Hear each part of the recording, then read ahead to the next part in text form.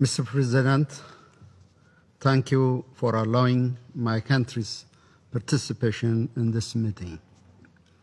I thank the Secretary General Antonio Guterres for his briefing, and I acknowledge the presence of Under-Secretary General Martin Griffiths. Mr. President, on the World Humanitarian Day last week, the Secretary General provided emphasis to the situation in my country. The government of Ethiopia appreciates the good faith engagement by the Secretary General. We appreciate the Secretary General call for ending the suffering of the Ethiopian people.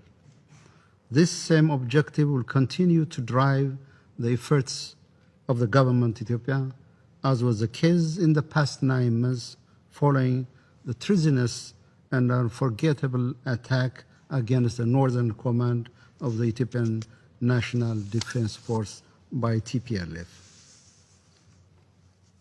Excellencies, in previous discussion on the situation of my country, I tried to give a broader perspective on the problem where we are facing. The current state of affairs in Ethiopia did not transpire overnight. They were in the making long before the TPLF unleashed attack on the Northern Command of the NDF in the dark hours of November 4. The genesis of the current conflict goes back at least 3 decades ago. Since 1991, TPLF maintained hegemonic control over the political, security, and economic life of the Ethiopian people. During this time, the TPLF faced resistance at every turn in all corners of Ethiopia. We must recall that it was sustained popular protest that dislodged the TPLF from the political power in 2018, ushering in a promising period of transition. TPLF was dispelled not only from power, but also from the hearts and minds of Ethiopian people due to the non-evolving and destructive ideology it seeks to preserve in the Ethiopian body politic. The people of Ethiopia outprogressed this political elite that stand vanguard for division over unity, oligarchy over equal opportunity, favoritism over merit.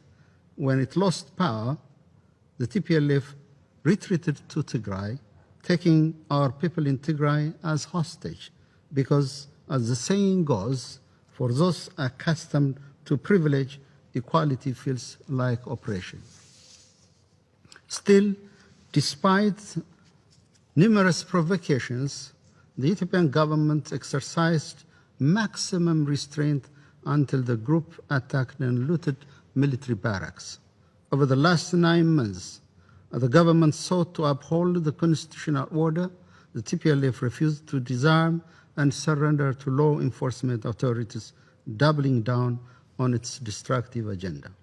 Mr. President, the unilateral humanitarian ceasefire declared in June and the subsequent withdrawal of the National Defense Force from Tigray was supposed to bring calm to the region and its people and provide space for the TPLF leadership to reconsider its ruinous course.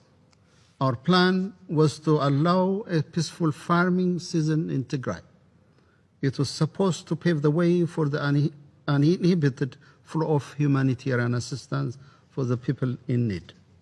If it went according to our plan and vision, the ceasefire would have allowed us to embark on rebuilding and reconstruction in the region, and the repair and reconnection of infrastructure and economic apparatus disrupted by the TPLF.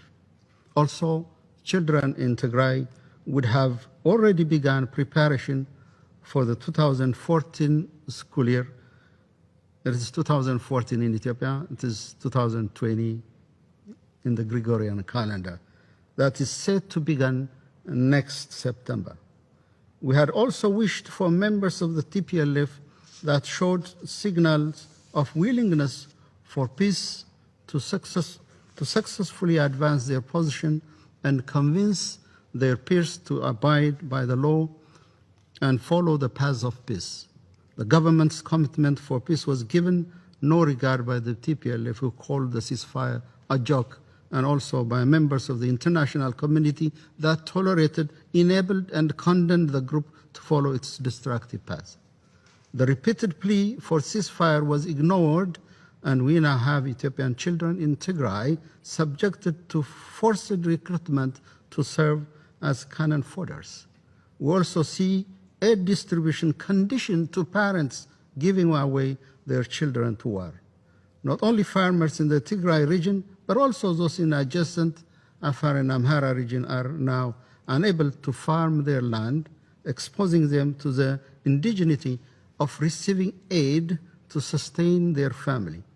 Hundreds of thousands in Afar and Amhara region are displaced and have sustained irreparable damage for their well-being. In absolute disregard for the well-being of people and in greedy pursuit, whatever is there to be acquired by creating mayhem on the very people it purports to stand for, TPLF blocked humanitarian aid. The group also engaged in formalization of fronts between internal and external actors bent on destabilizing the great nation that is Ethiopia. In this regard, we see a clear coordination between these internal treasonous elements and external actors from near and afar that have opened a multidimensional offensive to obstruct Ethiopia's right to use its natural resources. Mr. President, as to humanitarian assistance, the government of Ethiopia is fully cognizant of its obligation to its citizens. Sensationalization and politicization of our situation doesn't inform our response. We will continue to deliver on our obligation using all means and allocating all available resources.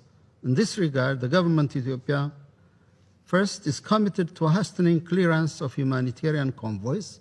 In fact, we are committed to reducing the number of checkpoints and to fast-track scanning process. We are working with partners to introduce modern scanning technology. Second, we will continue to consider requests for humanitarian flights. World Food Programme and the National Disaster Risk Management Commission are administrating their humanitarian flights with no impediment. Third, we will continue to provide cash and manage it in a predictable and sustainable manner for all humanitarian agencies. Similarly, the resumption of public service requires peace and rule of law in Tigray. These essential services cannot be reconnected while the group that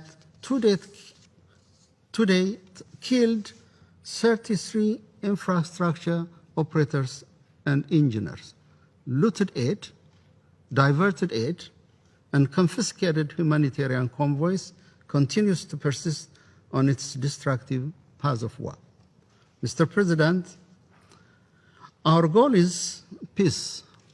Unfortunately, the TPLF is standing between Ethiopia and peace. TPLF is not the victim, it is the culprit. The people of Ethiopia, especially those in Afar, Amhara, and Tigray region, are living under undeserved and insufferable conditions. We are startled by everyone that appears to have been calling for peace and pressure the government for suspension of its law enforcement operation, to later on tolerate and ratify through their reticence the expansion of violence and mayhem by the TPLF. Our plea to all, with a sincere wish to help us realize peace, is to put pressure on this lawless group to stop its criminal advance, to abandon preparation for combat and abide by the laws of the country. The group must also irrefutably delink itself from internal and external sponsors and affiliates. As to the international community, we ask you to remove the actual or perceived support emanating from your side that this group feeds off. It has to only comply with the requirements set by the government and free the people of Tigray from its egoistically grip. Absent compliance with the laws of the country, the government of Ethiopia will apply and any means necessary to ensure law and order. Regarding some of the unsubstantiated assertions we heard today, we call upon members of the Council to be cautious about facts and misinformation that has dominated the scene. There is no discrimination based on any ground, including ethnicity, religious, or any other background. We are not people with less moral. We are people of values. We survived for centuries through social cohesion. We built unity while honoring differences. The Ethiopian reform is all about how to strengthen our unity and live in harmony. The reform is not to learn to die through ethnic divisions, as has been professed, propagated, and implemented by TPLF for over 30 years. Mr. President, I would like to use this opportunity to express our gratitude for all of you who stood with us in times of our need. At the same time, we respectfully assert our sovereign integrity as an ancient, independent African country on a constant strive to overcome its challenges. In this regard, I would like to underscore the severe mentality that seeks to undermine the sovereign right and responsibility of states of their own security and well-being of their people have proven harmful in very many instances. We only hope the right lesson are learned. Evidently, Ethiopia is not a country that allows delegating the shaping of its future. The international community has witnessed undue foreign pressure and interference is not appreciated by a soul in my country. And after the fact, regret, and admission of failure in foreign policy will not help. Hence, we call on everyone concerned to work with us. We are ready to work with all well-intentioned partners. I thank you, Mr. President.